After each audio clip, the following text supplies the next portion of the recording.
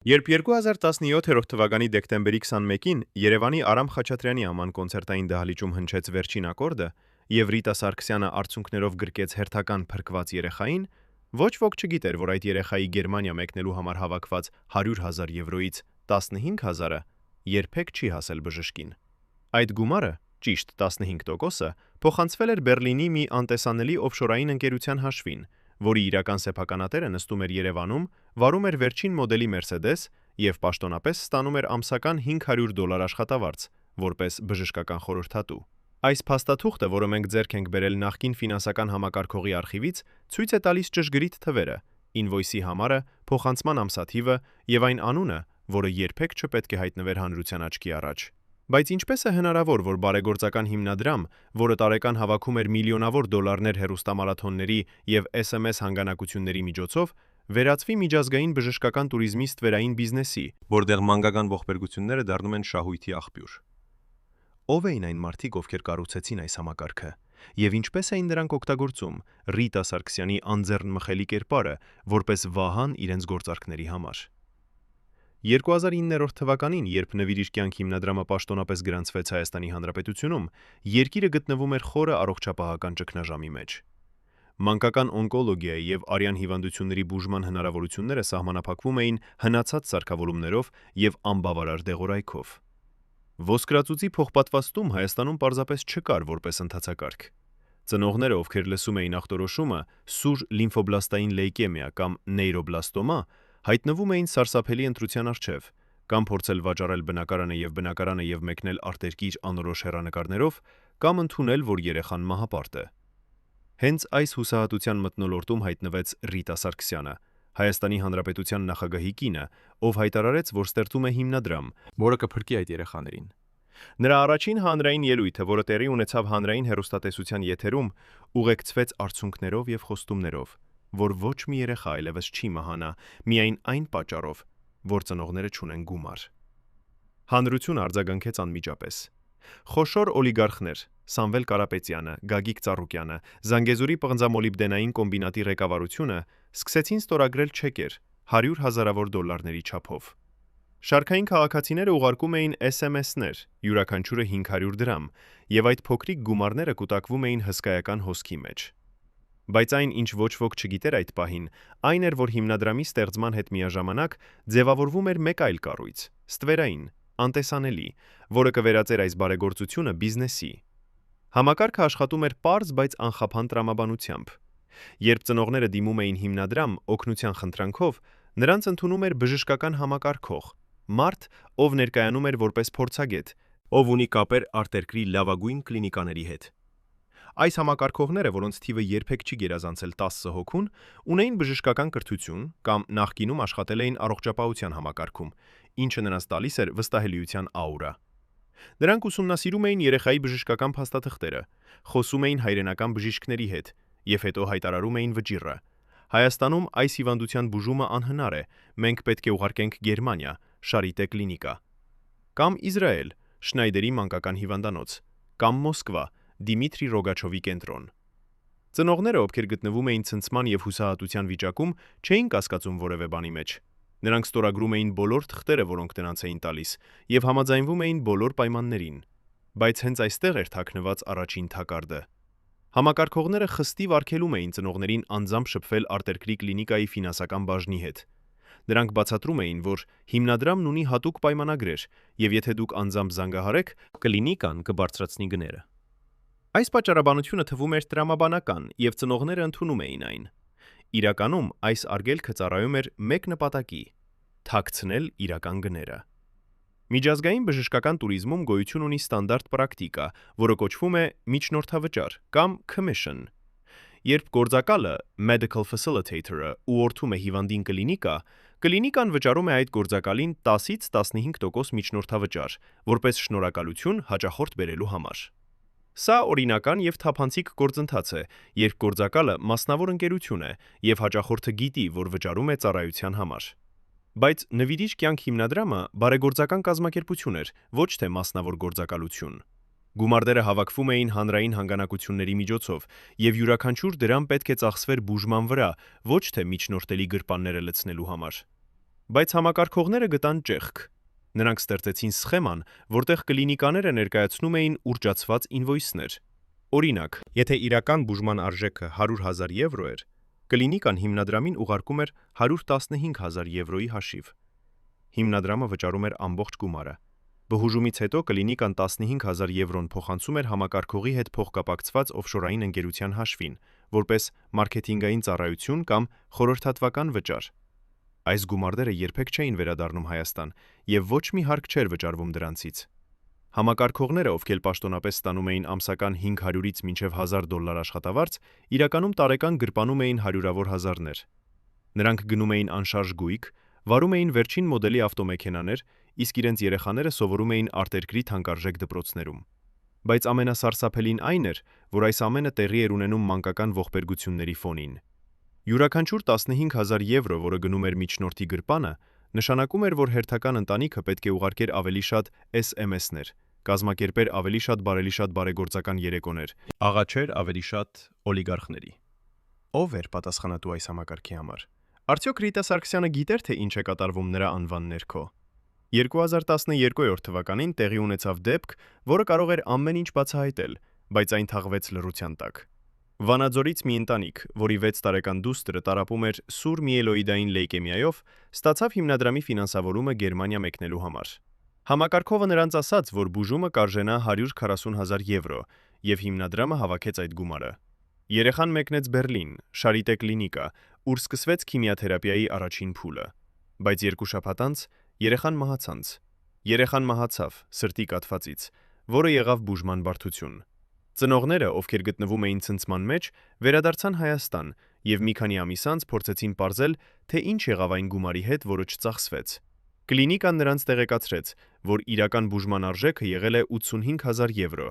եւ մնացած 55,000-ը պետք է վերադարձվեր։ Բայց երբ ծնողները դիմեցին հիմնադրամ, համակարգողը նրանց ասաց, որ կլինիկան պահանջել է տուգանք պայմանագրի վաղաժամ դադարեցման համար եւ ոչինչ չի վերադարձվի։ Ծնողները պահանջեցին տեսնել պայմանագիրը, բայց նրանց ասվեց, որ դա գաղտնի փաստաթուղթ է եւ հիմնադրամը չի կարող բացահայտել այն։ Հայրը, ով աշխատում էր իրավաբանական ոլորտում, չդադարեց եւ գրեց նամակ անմիջապես Ռիտա Սարգսյանին։ Նա ստացավ պատասխան, ստորագրված հիմնադրամի տնօրենի կողմից, որտեղ կրկնվում էր նույն բացատրությունը՝ տուգանք։ Հայրը փորձեց դիմել Գերմանիայի կլինիկա, ԻԱ-ի կլինիկա, անմիջապես, բայց կլինիկայի ֆինանսական բաժինը նրան ասաց, որ նրանք չեն կարող տրամադրել տեղեկություններ, քանի որ պայմանագիրը կնքված է հիմնադրամի հետ, ոչ թե ծնողների հետ։ Այս պատմությունը երբեք չհասավ լրատվամիջոցներին, քանի որ ընտանիքը վախենում էր, որ եթե նրանք շարունակեն աղմուկ բարձրացնել, հիմնադրամը կմերժի օգնել նրանց երկրորդ երեխային, ով նույնպես ունեցել էր առողջական խնդիրներ։ Բայց այս դեպքը ցույց էր տալի, թե ինչպես էր համակարգը աշխատում նաև չօգտագործված գումարների հետ։ Այդ 55,000 եվրոն երբեք չվերադարձավ հիմնադրամի հաշվին։ Մի մասը մնաց կլինիկայում որպես իրական վարչական ծախսեր, բայց մեծ մասը կիսվեց միջնորդերի միջև որպես լրացուցիչ բոնուս։ Քանի այլ նման դեպք եղավ, որոնց մասին մենք երբեք չիմացանք։ 2013 թվականի մարտի 22-ին, երբ Երևանի մետրոպոլ հյուրանոցի սրահում տեղի էր ունենում հերթական բարեգործական աճուրդը եւ Ռիտա Սարգսյանը ժպտում էր ֆոտոխցիկների առջև, բարձրացնելով հերթական նվիրատվության չեկը, ոչ ոք չնկատեց, որ դահլիճի անկյունում նստած 3 բժիշկ փոխանակում էին նայվածքներ, որոնք խոսում էին ավելին, քան ցանկացած բառ։ Այս 3 մարդիկ՝ Արմենը, Նարինեն եւ Վահանը, եղել էին հիմնադրամի բժշկական համակարգողների առաջին սերնդից։ Նրանք, ովքեր 2009-ից 2012 թվականներին կառուցել էին այն կապերը արտերկրի կլինիկաների հետ, որոնք հետագայում վերածվեցին ոսկե հանքի։ Արմենը, ով ավարտել էր Երևանի բժշկական ինստիտուտը եւ աշխատել էր հեմատոլոգիայի կենտրոնում, առաջինն էր հաստատել կապը Բերլինի Շարիտե կլինիկայի հայազգի միջնորդի հետ Լևոն Ղազարյանի, ով ապրում էր Գերմանիայում 30 տարի եւ ուներ իր փոքրիկ թարգմանչական գործակալությունը։ Լևոնը սկզբում պարզապես օգնում էր հայ հիվանդներին հաղորդակցել բժիշկների հետ, բայց երբ նա տեսավ, թե որքան գումարներ են հոսում Հայաստանից, նա առաջարկեց Արմենին մի փոխշահավետ համագործակցություն։ Սխեման պարզ էր։ Լևոնը կլինիկայի ֆինանսական բաժնին կներկայացներ իրեն որպես պաշտոնական ներկայացուցիչ հայկական բարեգործական հիմնադրամի։ Կլինիկան կտար նրան 10% միջնորդավճար ամեն հիվանդի համար, եւ Լևոնը կիսվեր այդ գումարը Արմենի հետ, 7% իրեն, 3% Արմենին։ Արմենը սկզբում տատանվեց, քանի որ նա իսկապես հավատում էր, որ օգնում է երեխաներին, բայց Լևոնը նրան համոզեց մի պարզ փաստարկով. «Դու այնուամենայնիվ աշխատում ես օրական 12 ժամ, ստանում ես $500 ամսական, եւ քո սեփական երեխաները չունեն նորմալ կրթություն։ Այս գումարները կփոխեն քո կյանքը, եւ դու դեռ կշարունակես փրկել երեխաներին, պարզապես կունենաս արդար վարձատրություն քո աշխատանքի համար»։ Արմենը ընդունեց առաջարկը 2017 թվականի հունիսին, եւ առաջին 10 ամիսների ընթացքում նա ստացավ 21,000 եվրո 7 երեխայի համար, ովքեր մեկնեցին Շարիտե։ Այդ գումարով նա գնեց բնակարան կենտրոնում եւ Toyota Land Cruiser, եւ երբ նրա գործընկերները հարցրին, թե որտեղից է գումարը, նա պատասխանեց, որ ընտանիքից ժառանգություն եմ ստացել։ Բայց Արմենը չէր կարող կանխատեսել, որ այս սխեման կդառնա ավելի մեծ, ավելի բարդ եւ ավելի վտանգավոր, երբ Նարինեն եւ Վահանը կմիանան խաղին։ Նարինեն, ով եղել էր մանկական օնկոլոգ եւ ունեցել էր անձնական կապեր Իսրայելի Շնայդերի հիվանդանոցի հետ, բացեց երկրորդ ուղղությունը։ Նա աշխատեց այլ մոդելով, փոխանակ միջնորդավճարի։ Նա ստեղծեց խորհրդատվական ընկերություն Կիպրոսում, որը պաշտոնապես մատուցում էր բժշկական փաստաթղթերի թարգմանություն եւ իրավական ուղեկցում։ Կլինիկաները վճարում էին այդ ընկերությանը ուղղակիորեն, եւ Նարինեն ստանում էր 15% յուրաքանչյուր գործարքից։ Նրա եկամուտները գերազանցում էին Արմենինը, քանի որ Իսրայելում բուժման գները բարձր էին, եւ 15%-ը $150,000 նշանակում էր $22,500 մեկ երեխայի համար։ 2011 թվականին Նարինեն ուղարկեց 17 երեխա Իսրայել, ինչը նշանակում էր, որ նրա անձնական եկամուտը կազմեց մոտավորապես $380,000։ Նա գնեց տուն Ծաղկաձորում, բացեց ավանց շվեյցարական բանկում եւ սկսեց ներդրումներ անել Դուբայի անշարժ գույքի շուկայում։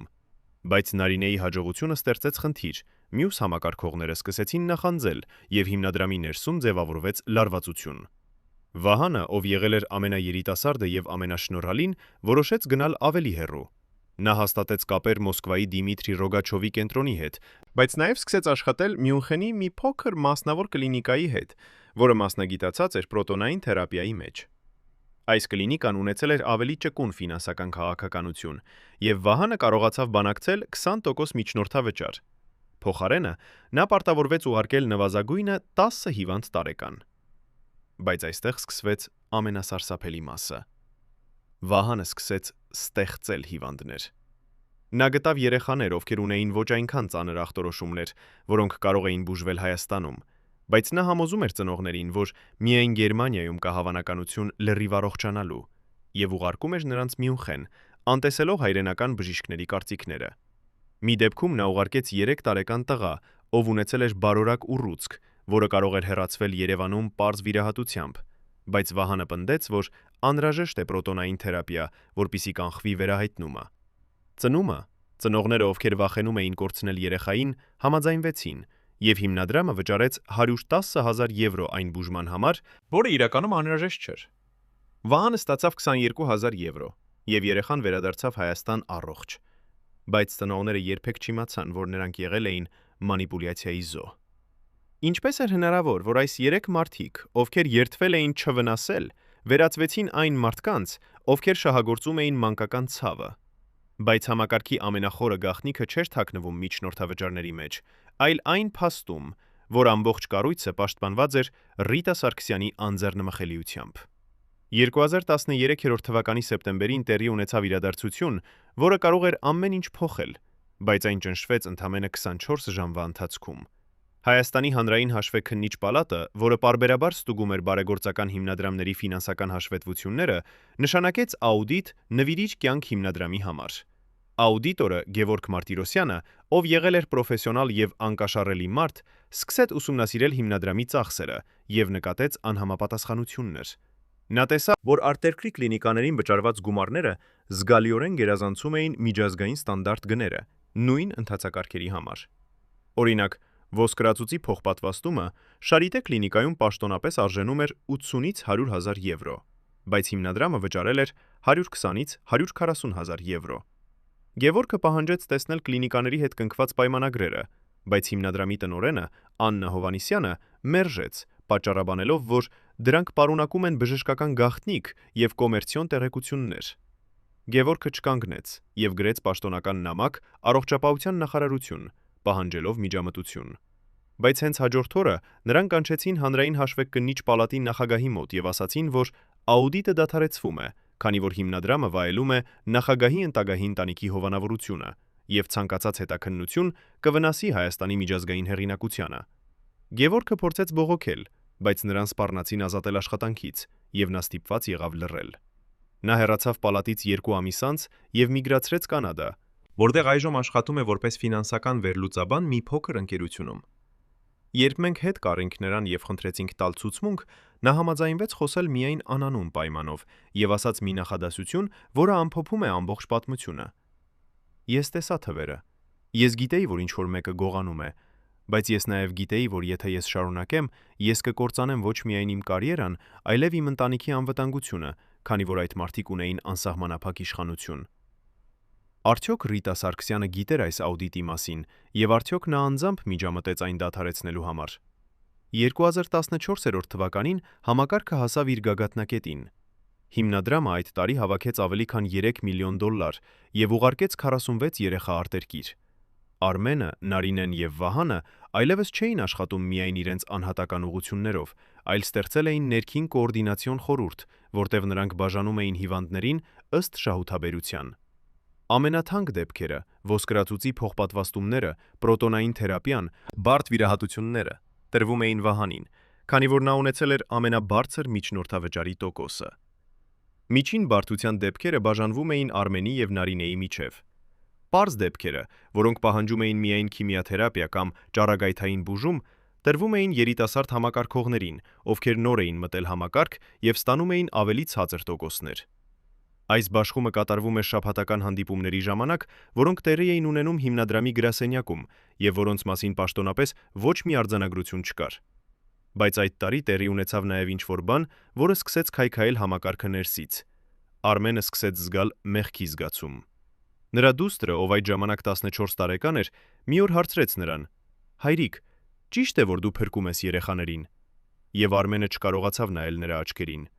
Նա սկսեց խմել ամեն երեկո, եւ նրա կինը նկատեց, որ նա արթնանում է գիշերները քրտնած եւ ճչալով։ Մի գիշեր, երբ նա հարբած էր, նա խոստովանեց կնոջը ամեն ինչ, եւ նա ասաց նրան. «Դու պետք է դադարեցնես սա, այլապես դու կկործանես մեր ընտանիքը»։ Արմենը փորձեց դուրս գալ համակարգից, բայց երբ նա ասաց Վահանին, որ ուզում է հեռանալ, Վահանը նրան սպառնաց. «Եթե դու հեռանաս եւ խոսես, ես կապահով եմ, որ քեզ մեղադրեն ամբողջ գումարը գողանալու մեջ եւ դու կանցնես 10 տարի բանտում»։ Արմենը մնաց, բայց նա դադարեցավ ակտիվորեն աշխատել եւ սկսեց փոխանցել իր դեպքերը մյուսներին։ Նրա եկամուտները կտրուկ նվազեցին,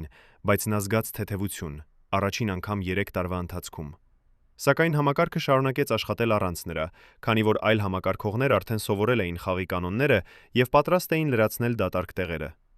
Ինչքան երեխաներ կարող էին փրկվել, եթե այդ միլիոնները ծախսվեին ամբողջությամբ բուժման վրա, առանց միջնորդների տոկոսների։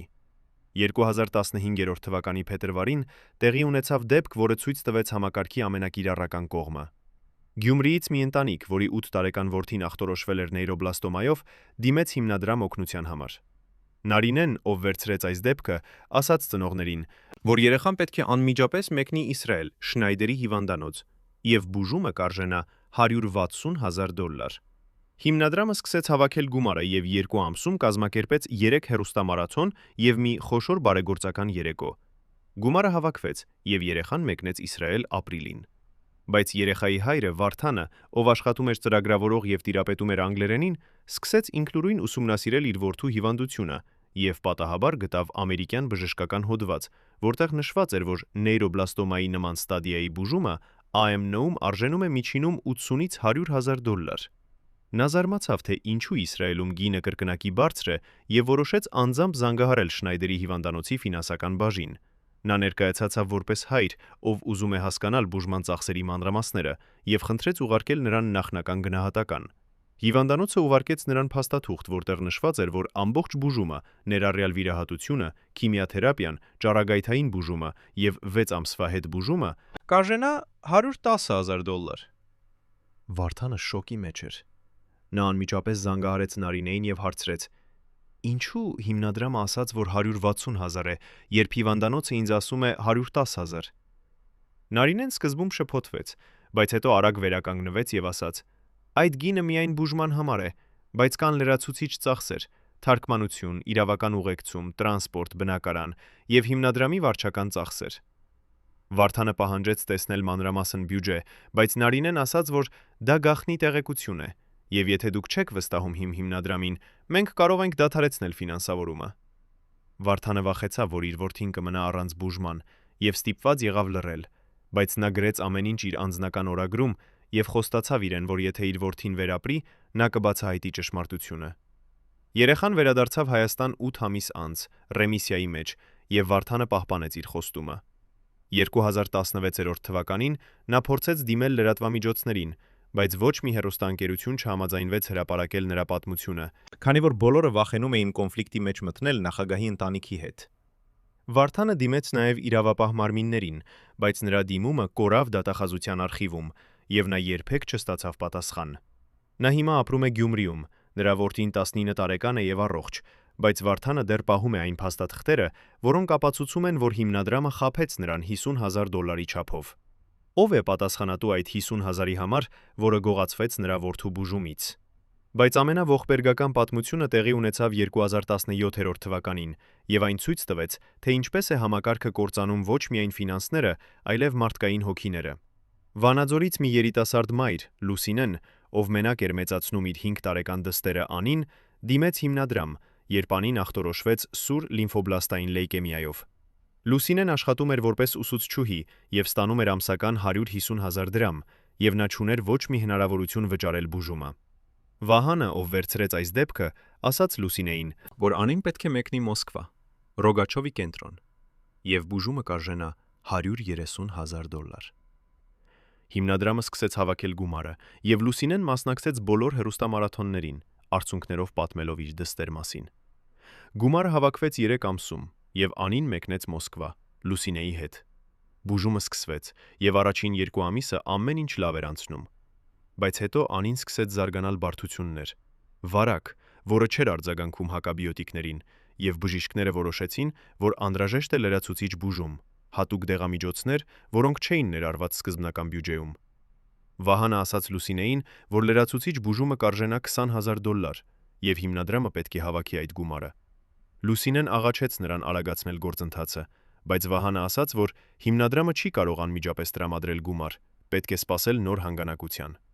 Լուսինեն սկսեց անձամբ զանգահարել դոնորներին, ում նա ճանաչում էր նախորդ մարաթոններից, եւ մի օլիգարխ, Արթուր Սարգսյանը, համաձայնվեց անձամբ փոխանցել $20,000 հիմնադրամի հաշվին։ Բայց երբ Լուսինեն ասաց Վահանին, որ գումարը պատրաստ է, Վահանը ասաց, որ կլինիկան պահանջում է, որ գումարը փոխանցվի ուղղակիորեն նրանց հաշվին, ոչ թե հիմնադրամի միջոցով, եւ դա պահանջում է լրացուցիչ 2 շաբաթ փաստաթղթերը պատրաստելու համար։ Լուսինեն չհասկացավ, թե ինչու է այդքան բարդ, բայց նա չուներ ընտրություն։ 2 շաբաթ անց, երբ գումարը վերջապես փոխանցվեց, Անին արդեն մահացել էր սեպսիսից։ Լուսինեն վերադարձավ Հայաստան իր դստեր Դին հետ, եւ նա փակվեց իր տանը 6 ամիս։ Եծամիս։ Երբ նա վերջապես համաձայնվեց խոսել մեզ հետ, նա ասաց մի բան, որը մենք երբեք չենք մոռանա։ Ես չգիտեմ, թե արդյոք այդ 2 շաբաթը փրկեր էին իմ դստերը, բայց ես գիտեմ, որ ինչ-որ մեկը որոշեց, որ իր փաստաթղթերը ավելի կարևոր են, քան իմ երեխայի կյանքը, եւ ես երբեք չեմ ների այդ մարդուն։ Մենք փորձեցինք պարզել, թե ինչու Վահանը ստիպեց Լուսինեին սպասել 2 շաբաթ, եւ մեր աղբյուրները ասացին, որ Վահանը այդ ժամանակ բանակցում էր Մոսկվայի կլինիկայի հետ, ստանալու լրացուցիչ միջնորդավճար այդ $20,000-ից։ Եվ նա ուզում էր ապահովել, որ գումարը անցնի նրա համակարգով, ոչ թե ուղղակիորեն կլինիկա։ 2 շաբաթվա ընթացքում նա ստացավ իր տոկոսը $3,000, բայց Անին մահացավ։ Արդյոք Վահանը մեղավոր է Անիի մահվան մեջ, թե սա պարզապես ողբերգական պատահականություն էր։ 2018 թվականի ապրիլի 23-ին, երբ Հանրապետության հրապարակում հազարավոր մարդիկ պահանջում էին Սերժ Սարգսյանի հրաժարականը, Ռիտա Սարգսյանի անձնական բժիշկը Արմեն Գրիգորյանը նստած էր իր կաբինետում Բաղրամյան պողոտայի մոտ եւ ոչնչացնում էր փաստաթղթեր։ Յուրաքանչյուր էջ, որը նա անցկացնում էր փաստաթղթերի ոչնչացնող սարքով, պարունակում էր տեղեկություններ, որոնք կարող էին ուղարկել տասնյակ մարդկանց բանտ, բժշկական եզրակացություններ, որտեղ նա կեղծել էր ախտորոշումները, որպիսի երեխաները, ովքեր կարող էին բուժվել Հայաստանում, ուղարկվեին արտերկիր։ Նրա ձեռքերը դոհում էին, քանի որ նա գիտեր, որ եթե այս արխիվը հայտնվի նոր իշխանությունների ձեռքում, ամեն ինչ կբացահայտվի։ Բայց ամենասարսափելին այն էր, որ այդ փաստաթղթերի մեջ կային նաև Ռիտա Սարգսյանի բժշկական քարտերը, վերջին 5 տարվա, որտեղ մանրամասն նկարագրված էր, թե ինչպես էր նրա առողջությունը քայքայվում եւ ինչպես էր նա մերժում բուժումը, վախենալով, որ եթե հանրությունը իմանա նրա իրական վիճակի մասին, հիմնադրամը կկորցնի վստահելիությունը։ Արմենը գիտեր ամեն մանրամասն։ 2013 թվականից Ռիտան տառապում էր երկրորդ տիպի շաքարային դիաբետով, որը նա թաքցնում էր նույնիսկ իր ընտանիքից։ 2015 թվականին նրա երիկամները սկսեցին մերժել, եւ Արմենը նրան ասաց, որ անհրաժեշտ է սկսել դիալիզ, բայց Ռիտան մերժեց, ասելով, որ ես չեմ կարող թույլ տալ, որ մարդիկ տեսնեն ինձ թույլ։ 2017 թվականին նրա սիրտը սկսեց ձախողել, եւ Արմենը գաղտնի կերպով բերեց գերմանացի կարդիոլոգի Երևան, ով զննեց Ռիտային նրա տանը, գիշերվա ժամերին, եւ ախտորոշեց կոնգեստիվ սրտային անբավարարություն։ Գերմանացի բժիշկը ասաց, որ Ռիտային մնացել է 3-5 տարի, եթե նա չսկսի լուրջ բուժում։ Բայց Ռիտան նորից մերժեց, ասելով, որ ես ավելի շատ ժամանակ չունեմ այս երեխաների համար, ես չեմ կարող վատնել այն հիվանդանոցներում։ Արմենը այրում էր այդ փաստաթղթերը եւ լաց էր լինում, քանի որ նա գիտեր, որ Ռիտան զոհաբերեց իր առողջությունը մի համակարգի համար, որը նրա անունը օգտագործում էր որպես վահան, միլիոններ գողանալու համար։ Բայց արդյոք Ռիտան իսկապես չգիտեր, թե ինչ էր կատարվում նրա հիմնադրամում, թե նա ընտրեց չտեսնել, քանի որ ճշմարտությունը կոչնչացներ այն միակ բանը, որը տալիս էր նրա կյանքին իմաստ։ Հենց այդ օրերին, երբ Երևանը փոխվում էր անճանաչելիորեն եւ հին իշխանությունը փլուզվում էր, Նվիրիր կյանք հիմնադրամի գրասենյակում տեղի ունեցավ վերջին գաղտնի հանդիպումը։ Վահանը, Նարինեն եւ 3 այլ համակարգողներ հավաքվեցին ապրիլի 26-ին, գիշերվա ժամը 1-ին, երբ փողոցներում դեռ լսվում էին ցույցերի աղմուկը։ Նրանք գիտեին, որ ժամանակը սպառվում է։ Վահանը բացեց իր նոթբուքը եւ ցույց տվեց էլեկտրոնային փաստաթղթեր։ Բանկային փոխանցումների պատմություն, որտեղ հստակ երևում էր, թե ինչպես էին միլիոնները հոսում հիմնադրամից դեպի օֆշորային ընկերություններ Կիպրոսում, Բելիզում եւ Պանամայում։ Նա ասաց. «Մենք ունենք 24 ժամ ջնջելու բոլոր հետքերը, քանի որ նոր կառավարությունը անպայման կսկսի ստուգել բոլոր հիմնադրամները, որոնք կապված են Սարգսյանների հետ»։ Նարինեն առաջարկեց ավելի ռադիկալ լուծում։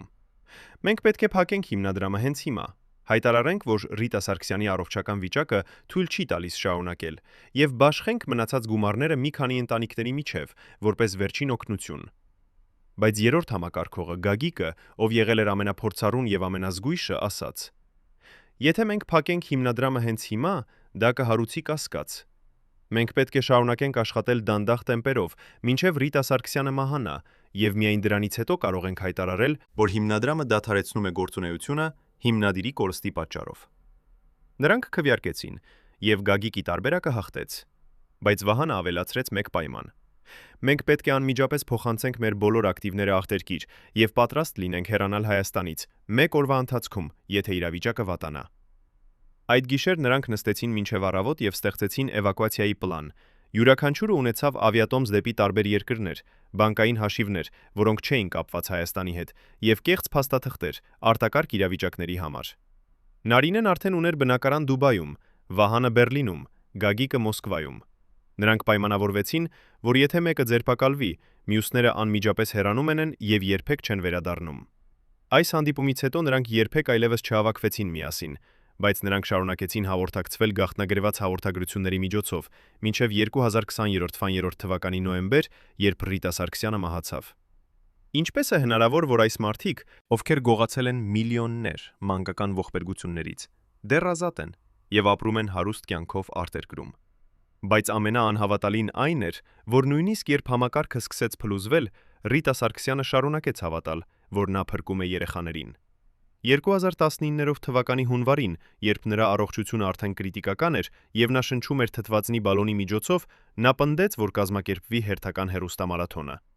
Արմեն Գրիգորյանը փորձեց համոզել նրան, որ նա չի կարող հայտնվել հեռուստատեսության եթերում այդ վիճակում, բայց Ռիտան ասաց. «Ես պետք է ցույց տամ մարդկանց, որ ես դեռ այստեղ եմ, որ ես դեռ պայքարում եմ նրանց համար»։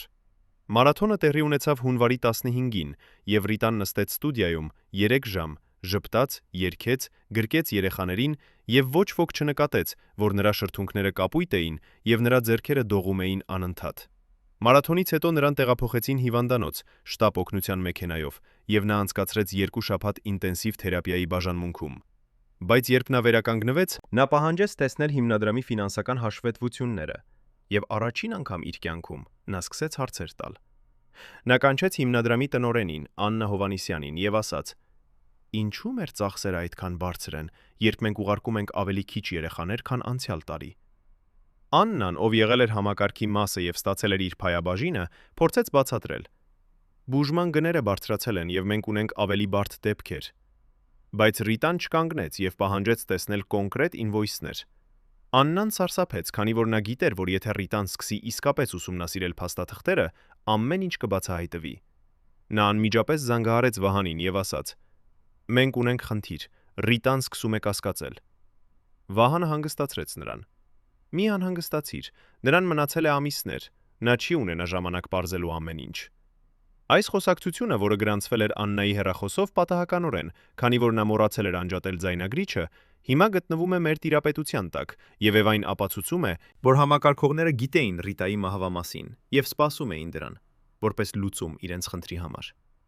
Արդյոք Ռիտան մահացավ չիմանալով ճշմարտությունը, թե նրա վերջին ամիսները անցան կասկածների եւ ինքնամեղադրանքի մեջ։ 2020 թվականի մարտին, երբ աշխարհը փակվեց կորոնավիրուսի պանդեմիայի պատճառով, Ռիտա Սարգսյանը գտնվում էր իր տանը, ամբողջովին մեկուսացված։ Նրա երիկամները գործնականում դադարել էին աշխատել, նրա սիրտը պոմպավորում էր արյունը միայն դեհորայքի միջոցով, եւ նրա թոքերը լցված էին հեղուկով։ Արմեն Գրիգորյանը այցելում էր նրան ամեն օր եւ տեսնում էր, թե ինչպես է նա մարում, ամեն օր մի փոքր ավելի։ Բայց Ռիտան մերժում էր հոսպիտալացումը, քանի որ նա վախենում էր, որ եթե նա մտնի հիվանդանոց, նա կվարակվի կորոնավիրուսով եւ կմահանա առանց տեսնելու իր թոռներին։ Նա նստում էր իր անկողնում, շրջապատված բժշկական սարքերով եւ դիտում էր հեռուստացույցով լուրերը, թե ինչպես է պանդեմիան սպանում հազարավոր մարդկանց ամբողջ աշխարհում։ Նա ասաց Արմենին. «Ես վախենում եմ ոչ թե մահից, այլ այն բանից, որ ես չեմ հասցրել ավարտել իմ գործը»։ Արմենը հարցրեց. «Ինչ գործ»։ Եվ Ռիտան պատասխանեց. «Ես ուզում էի փրկել 1000 երեխա, բայց ես փրկեցի միայն 367-ը»։ Արմենը չգիտեր, թե ինչ ասել, քանի որ նա գիտեր, որ այդ 367 երեխաներից շատերը կարող էին փրկվել ավելի էժան, եթե համակարգողները չէին գողանում միջնորդավճարները, եւ հավանաբար ավելի շատ երեխաներ կարող էին ստանալ օգնություն, եթե այդ միլիոնները ծախսվեին ամբողջությամբ բուժման վրա։ Բայց նա չասաց դա Ռիտային, քանի որ նա չուզում էր ոչնչացնել նրա վերջին հույսը։ Փոխարենը նա ասաց. «Դուք փրկեցիք նրանց, ովքեր ամենաշատն էին կալկարիք ունեցել, եւ դա ավելին է, քան ցանկացած այլ մարդ արեց այս երկրում»։ Ռիտան ժպտաց, բայց նրա աչքերում Արմենը տեսավ կասկած, այն կասկածը, որը հետապնդում էր նրան վերջին ամիսները։ Նա հարցրեց. «Արմեն, ասա ինձ ճշմարտությունը, արդյոք ես օգնեցի նրանց, թե ես օգտագործվեցի»։ Արմենը լռեց երկար եւ հետո ասաց. «Դուք օգնեցիք նրանց, բայց այո, ձեզ նաեւ օգտագործեցին»։ Ռիտան փակեց աչքերը եւ արցունքները սկսեցին հոսել նրա այտերով։ Նա ասաց. «Ես գիտեի, ես միշտ գիտեի, բայց ես վախենում էի դիմակայել, քանի որ եթե ես դադարեցնեի հիմնադրամը, այդ երեխաները ով էր փրկելու»։ Սա էր վերջին խոսակցությունը, որը Արմենը ունեցավ Ռիտայի հետ, նրա մահից 3 շաբաթ առաջ։ Արդյոք Ռիտա Սարգսյանը զոհ էր, թե համակատար, եւ արդյոք այդ հարցը ընդհանրապես կարեւոր է, երբ արդյունքը նույնն է՝ միլիոններ գողացվեցին, եւ ոմանք հարստացան ուրիշների վշտի վրա։ 2020 թվականի նոյեմբերի 20-ին, երբ Ռիտա Սարգսյանը մահացավ կորոնավիրուսից, Վահանը նստած էր Բերլինի իր բնակարանում եւ դիտում էր հայկական հեռուստաալիքների լրատվական թողարկումները։ Նա տեսավ, թե ինչպես են հազարավոր մարդիկ գալիս հրաժեշտ տալու Ռիտային, թե ինչպես են քաղաքական գործիչները խոսում նրա անսահման բարեգործության մասին, եւ նա զգաց ինչ-որ տարօրինակ, ոչ թե մեղք, ոչ թե ցավ, այլ թմլություն։ Նա բացեց շամպայնի շիշ եւ խմեց մենակ, իր հյուրասենյակում, որը ներկայացնում էր ժամանակակից մինիմալիզմ, սպիտակ պատեր, դիզայներական կահույք եւ հսկայական պատուհաններ, տեսարանով դեպի Շպրեե գետը։ Այս բնակարանը, որը արժենում էր 800,000 եվրո, գնվել էր այն գումարներով, որոնք նա ստացել էր երեխաներ Գերմանիա ուղարկելուց։ Նա նայեց իր հեռախոսին եւ տեսավ հաղորդագրություն Նարինեից. «Վերջապես ազատ ենք»։ Վահանը պատասխանեց. «Այո, բայց ինչ գնով»։ Նարինեն չպատասխանեց։ Վահանը հիմա ապրում է Բերլինում, աշխատում է որպես բժշկական туриզմի խորհրդատու մի մասնավոր ընկերությունում եւ շարունակում է նույն բիզնեսը, բայց այս անգամ օրինական կերպով։ Նա ամուսնացած է գերմանացի կնոջ հետ, ունի 2 երեխա եւ երբեք չի վերադարձել Հայաստան։ Նարինեն ապրում է Դուբայում, ներդրել է անշարժ գույքի մեջ եւ ունի սեփական բուտիկային հյուրանոց Ջումեյրայում։ Նա փոխել է իր ազգանունը եւ ստեղծել է նոր ինքնություն, որպես հաջողված բիզնես կին։ Գագիկը ապրում է Մոսկվայում, բացել է մասնավոր կլինիկա եւ դարձել է միլիոնատեր։ Արմենը, ով առաջինն էր սկսել սխեման, մնաց Հայաստանում, բայց նա հեռացավ բժշկական ոլորտից եւ հիմա աշխատում է որպես ֆինանսական խորհրդատու։ Նա ապրում է կենտրոնում, վարում է Mercedes-Benz եւ նրա երեխաները սովորում են Ամերիկայի համալսարանում։ Ոչ մեկը չի հետապնդվել, ոչ մեկը չի ձերբակալվել, ոչ մեկը չի վերադարձրել գումարները։ Նվիրիր կյանք հիմնադրամը պաշտոնապես փակվեց 2021 թվականի մարտին, հայտարարելով, որ հիմնադիրի մահից հետո հիմնադրամը չի կարող շարունակել իր առաքելությունը։ Մնացած գումարները, մոտավորապես $200,000, բաշխվեցին 5 ընտանիքների միջև եւ հաշիվները փակվեցին։ Արխիվները փոխանցվեցին առողջապահության նախարարություն, բայց ոչ մի հետաքննություն երբեք չսկսվեց, քանի որ նոր կառավարությունը չուզեց սկանդալ ստեղծել, Ռիտա Սարգսյանի անունը դեռ սուրբ էր հանրության աչքում։ Ով է պատասխանատու այն միլիոններին, որոնք գողացվեցին մանկական ողբերգություններից, եւ ինչու այդ մարդիկ դեռ ազատ են եւ հարուստ։ 2020 թվականի նոյեմբերի 22-ին, երբ Ռիտա Սարգսյանի դին դեռ չէր թաղված, եւ Երևանը լցված էր սգո մթնոլորտով, Վանաձորից Լուսինեն, այն մայրը, ում դուստրը մահացել էր Մոսկվայում Վահանի 2 շաբաթ ուշացման պատճառով, նստեց իր խոհանոցում եւ բացեց հին տուփը, որտեղ պահում էր իր դստեր բժշկական փաստաթղթերը։ Յուրաքանչյուր էջ, որին նա դիպչում էր, վերածվում էր արցունքների։ Ախտորոշումը, որը գրված էր 2017 թվականի հունվարին, քիմիաթերապիայի ժամանակացույցը, Մոսկվայի հիվանդանոցի դուրսգրման ամփոփագիրը, որտեղ վերջին տողում գրված էր. մահացել է սեպսիսից, բուժման չհաջողված բարդության հետևանքով։ Բայց այն, ինչը Լուսինեն փնտրում էր, չգտավ։ Այն նամակը, որը Վահանը խոստացել էր ուղարկել, որտեղ բացատրվում էր, թե ինչու $20,000 փոխանցումը տևեց 2 շաբաթ։ Այդ նամակը երբեք չեկավ։ Եվ հիմա, երբ Ռիտա Սարգսյանը մեռավ, Լուսինեն գիտեր, որ նա երբեք չի ստանա պատասխան։ 2022 թվականի հոկտեմբերին, երբ Հայաստանը կրկին գտնվում էր քաղաքական ճգնաժամի մեջ եւ հանրությունը կենտրոնացած էր ընթացիկ իրադարձությունների վրա, Գյումրիից Վարդանը, այն հայրը, ով հայտնաբերել էր, որ հիմնադրամը խաբեց նրան $50,000 չափով, ստացավ անսպասելի հեռախոսազանգ։ Զանգահարովը ներկայացավ որպես նախկին աշխատակից հիմնադրամից, բայց չասաց իր անունը։ Նա ասաց Վարդանին. «Ես գիտեմ, թե ինչ տեղի ունեցավ ձեր որդու դեպքում, եւ ես ունեմ փաստաթղթեր, որոնք ապացուցում են, որ Նարինեն գողացել է այդ $50,000։ Ես պատրաստ եմ տրամադրել այդ փաստաթղթերը ձեզ, բայց ես ուզում եմ երաշխիք, որ իմ անունը երբեք չի հրապարակվի»։ Վարդանը համաձայնվեց, եւ նրանք պայմանավորվեցին հանդիպել Երևանում, մի անանուն սրճարանում։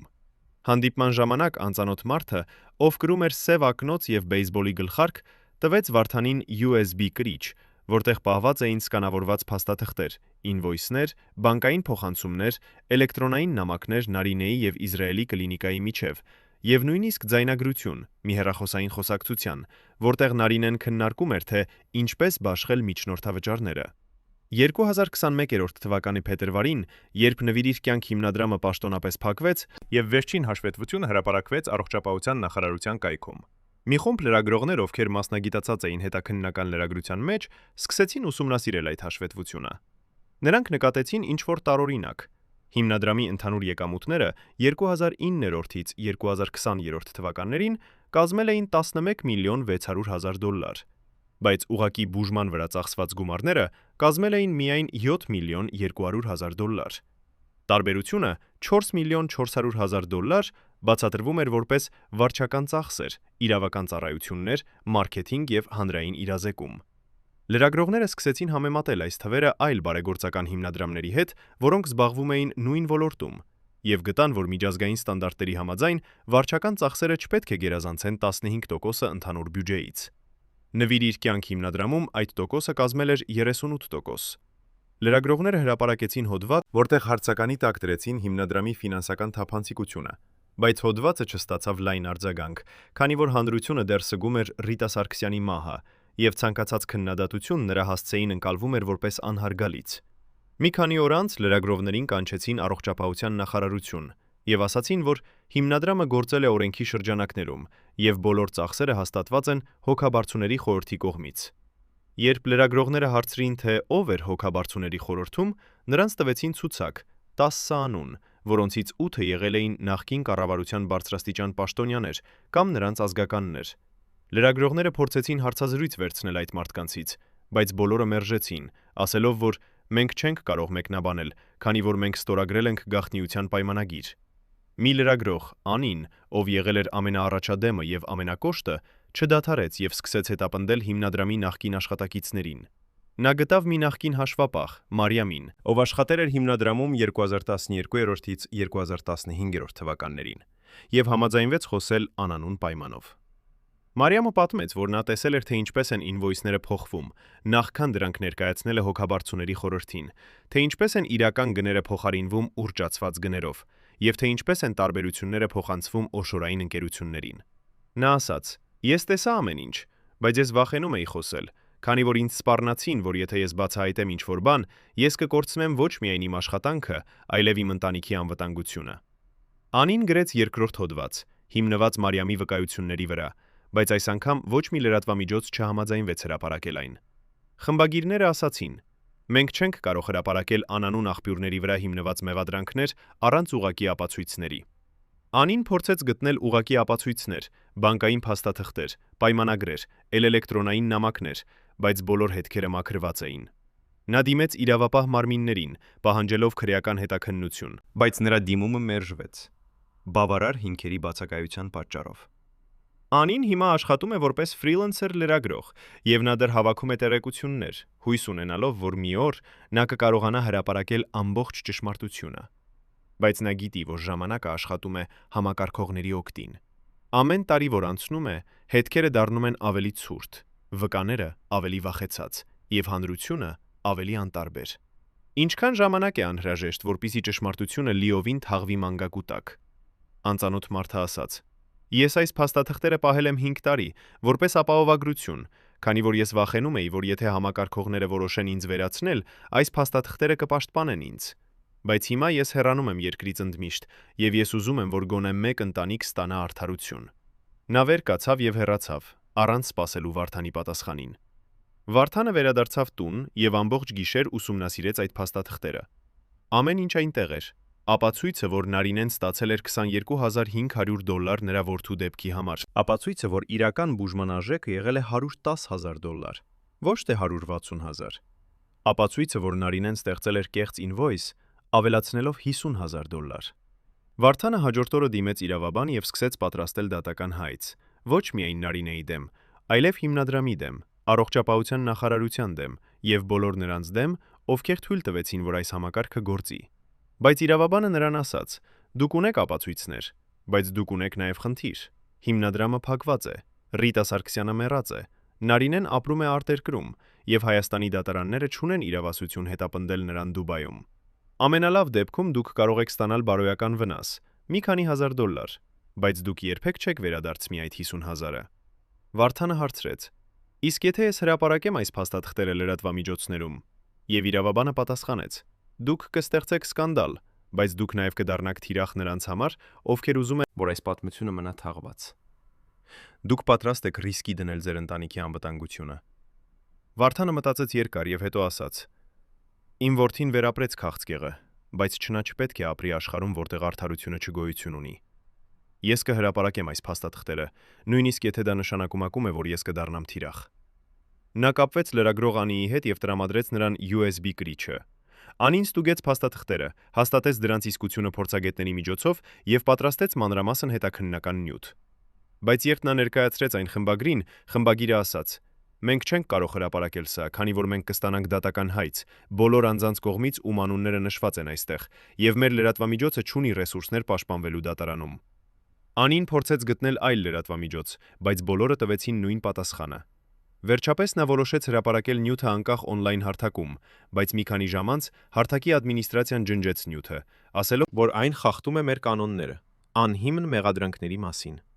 Վարդանը եւ Անին հիմա աշխատում են միասին, փորձելով գտնել միջազգային հարթակ, որը կհամաձայնվի հրապարակել այս պատմությունը, բայց նրանք դեռ չեն գտել։ Արդյոք նրանց ձայնը երբևէ կլսվի։ Թե այս փաստաթղթերը կմնան հերթական թաղված ապացույցը մի համակարգի մասին, որը չափազանց հզոր է քննադատվելու համար։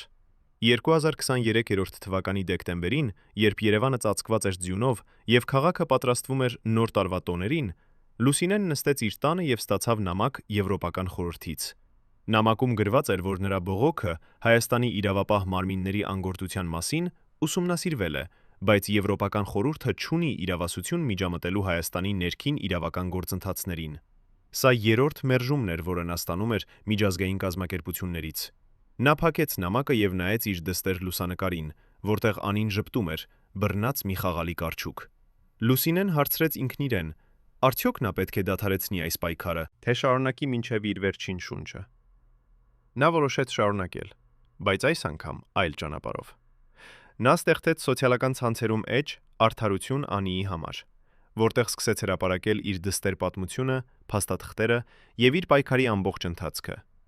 Մի քանի շաբաթում էջը հավաքեց 3000 հետևորդ, եւ այլ ծնողներ, ովքեր նույնպես զոհ էին դարձել Նվիրիչ կյանք հիմնադրամի համակարգի, սկսեցին կիսվել իրենց պատմություններով։ Մեկը պատմեց, թե ինչպես նրա որդին մեկնեց Գերմանիա պարզ վիրահատության համար, բայց հիմնադրամը վճարեց 3 անգամ ավելի, քան իրական գինը։ Մեկ այլը պատմեց, թե ինչպես նրա դուստրը մահացավ սպասելով ֆինանսավորման, մինչդեռ հիմնադրամի հաշվին կային միլիոններ, որոնք ծախսվում էին վարչականնում էին վարչական նպատակների վրա։ Յուրաքանչյուր պատմություն էր ավելի սարսափելի, քան նախորդը, եւ միասին նրանք ստեղծում էին պատկեր մի համակարգի, որը 11 տարի շահագործել էր մանկական ողբերգությունները։ Բայց նույնիսկ այս էջը չստացավ լայն լրատվական ծածկույթ, քանի որ մեդիան դեռ վախենում էր դիպչել Ռիտա Սարգսյանի անվանը։ Մինչդեռ Վահանը, Նարինեն եւ Գագիկը շարունակում էին ապրել իրենց նոր կյանքը, հեռու Հայաստանից։ Վահանը Բեռլինում բացեց երկրորդ բիզնես՝ մասնավոր բժշկական ապահովագրության խորհրդատվություն, եւ նրա տարեկան եկամուտը հասավ կես միլիոն եվրոյի։ Նա երբեք չխոսեց իր անցյալի մասին, նույնիսկ իր կնոջ հետ։ Եվ երբ նրա երեխաները հարցնում էին, թե ինչու նրանք երբեք չեն այցելում Հայաստան, նա պատասխանում էր. քանի որ այնտեղ ոչինչ չի մնացել ինձ համար։ Նարինեն Դուբայում դարձավ հայտնի անձնավորություն բիզնես շրջանակներում, հրավիրվում էր միջազգային կոնֆերանսներ, որպես հաջողված կին ձեռնարկատեր, եւ նա երբեք չհիշատակեց, որ նրա սկզբնական կապիտալը եկավ մանկական քաղցկեղով հիվանդների բուժման միջնորդավճարներից։ Գագիկը Մոսկվայում ընդլայնեց իր կլինիկան եւ բացեց երկրորդ մասնագիտացված կենտրոն օնկոլոգիայի բուժման համար։ Իրոնիան այն էր, որ նա հիմա իսկապես օգնում էր հիվանդներին, բայց նա դա անում էր միայն նրանց համար, ովքեր կարող էին վճարել նրա թանկ ծառայությունները։ Աղքատները, ինչպիսիք էին այն երեխաները, որոնց նա օգնեց շահագործել Հայաստանում, չունեին տեղ նրա նոր կլինիկայում։ Այս 3 մարդիկ երբեք չզղջացին իրենց արածի համար, քանի որ նրանք համոզված էին, որ նրանք պարզապես խաղացին համակարգի կանոններով, եւ եթե համակարգը թույլ տվեց նրանց գողանալ, ապա մեղավորը համակարգն էր, ոչ թե նրանք։ Բայց ամենամեծ հարցը, որը մնում է անպատասխան, այն է. արդյոք Ռիտա Սարգսյանը գիտեր ամբողջ ճշմարտությունը։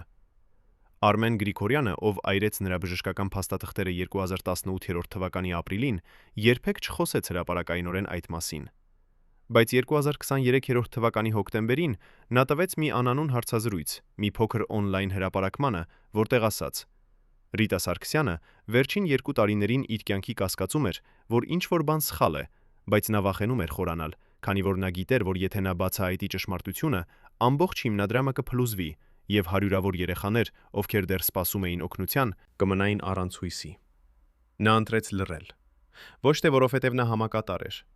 այլ որովհետև նա չգիտեր, թե ինչպես կարող է դադարեցնել մեքենան, որը նա ինքը սկսեց, առանց ամեն ինչը ոչնչացնելու։ Եթե այս վկայությունը ճշմարիտ է, ապա Ռիտա Սարգսյանը եղել է ոչ թե գլխավոր մեղավորը, այլ ամենաողբերգական զոհը։ Կին, ով ուզում էր փրկել երեխաներին, բայց վերջում դարձավ վահան նրանց համար, ովքեր շահագործում էին այդ երեխաներին։ Այսօր, երբ Նվիրիչ կյանք հիմնադրամը գոյություն չունի եւ Հայաստանում մանկական քաղցկեղի բուժումը մեծամասամբ իրականացվում է տեղում, Ժուլիենի անվան կլինիկայում եւ ոսկրածուծի փոխպատվաստման կենտրոնում, այն ընտանիքները, ովքեր տուժեցին հիմնադրամի համակարգից, դեռ սպասում են արդարության։ Լուսինեն շարունակում է իր պայքարը սոցիալական ցանցերում։ Վարդանը եւ Անին շարունակում են փնտրել միջազգային հարթակ, հրապարակելու իրենց ապացույցները, եւ տասնյակ այլ ծնողներ, ովքեր կորցրին իրենց երեխաներին կամ տեսան, թե ինչպես են նրանց խաբում, ապրում են իրենց ցավի եւ զայրույթի հետ, գիտակցելով, որ նրանք հավանաբար երբեք չեն ստանա պատասխաններ։ Համակարգողները՝ Վահանը, Նարինեն, Գագիկը եւ մյուսները շարունակում են վայելել իրենց հարստությունը եւ ոչ մի իրավական հետևանք չեն կրել իրենց արածների համար։ Հայաստանի իրավապահ մարմինները երբեք չսկսեցին լիարժեք քրեական հետաքննություն, Քանի որ քաղաքական կամքը բացակայում էր, ոչ ոք չուզում էր վիրավորել Ռիտա Սարգսյանի հիշատակը կամ ստեղծել սկանդալ, որը կվնասեր երկրի հեղինակությանը։ Բայց գլխավոր հարցը, որը մնում է օդում եւ հետապնդում է բոլորին, ովքեր ծանոթ են այս պատմությանը, այն է. ինչպես է հնարավոր, որ մի համակարգ, որը 11 տարի շահագործեց մանկական ողբերգությունները եւ գողացավ միլիոններ, կարողացավ գործել անպատիժ մի կնոջ անվան ներքո, ով իսկապես հավատում էր, որ նա փրկում է կյանքներ։ Արդյոք մեր հասարակությունը պատրաստ է դիմակայել այն անհարմար ճշմարտությանը, որ բարեգործությունը կարող է վերածվել բիզնեսի, երբ թափանցիկությունը եւ հաշվետվողականությունը բացակայում են։ Արդյոք մենք պատրաստ ենք պահանջել արդարություն, նույնիսկ երբ դա նշանակում է քննադատել մարդկանց, ում մենք մեկ ժամանակ համարում էինք հերոսներ։ Եվ ամենակարևորը, ով է պատասխանատու այն երեխաների համար, ովքեր կարող էին փրկվել, եթե այդ միլիոնները ծախսվեին ամբողջությամբ բուժման վրա, այլ ոչ թե միջնորդների գրպանները լցնելու համար։ Այս հարցերը մնում են առանց պատասխանի, եւ մինչեւ մենք չգտնենք քաջություն դիմակայելու դրանց, նոր վահաններ, նոր նարինեներ եւ նոր գագիկներ կշարունակեն հարստանալ ուրիշների վշտի վրա, իսկ նոր լուսինեներ եւ նոր վարդաններ կշարունակեն սպասել արդարության, որը երբեք չի գալիս։